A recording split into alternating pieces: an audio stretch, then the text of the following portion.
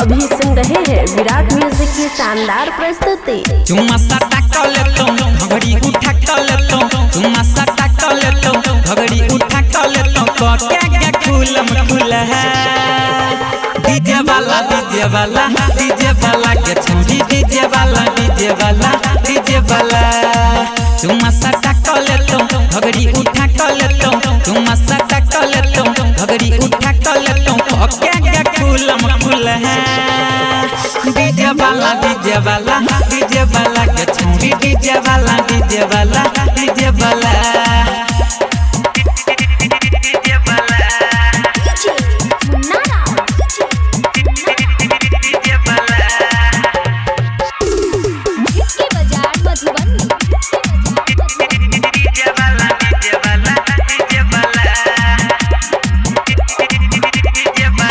तोहर गोरे गोरे गाल पे पतीला बाबा महल लागो सुपर गे लिख देबो पूरा धन छौरी कहबा जखन तोरा ऊपर गे कने लहगतुआ छौरी हमारो चिखा कने लहगतुआ छौरी हमारो चिखा तोरा झूला में देतो खुला डीजे वाला के छौरी डीजे वाला चुम्मा सटा कर लेतो घड़ी उठा कर लेतो चुम्मा सटा कर लेतो घड़ी उठा कर लेतो क्या खुलम खुला है डीजे वाला के छौरी डीजे वाला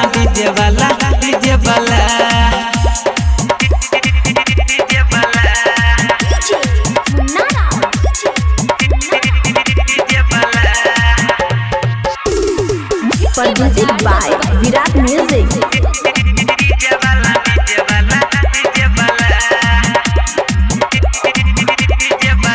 देबो वायरल लेजर लाइट पेनहने छछोली काट सुन छोड़िया के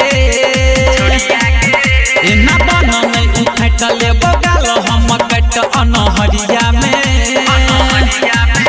राज सरंजन लगे जेतो अपना संग राज सरंजन लगे जेतो अपना संग राइटर मुकेश के तू नहीं झूला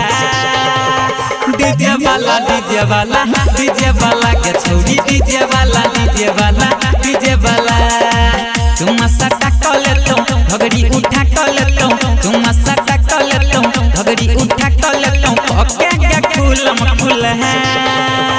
डीजे वाला के छौरी डीजे वाला Virat music digital recording studio Yamuna Nagar Jagadhri.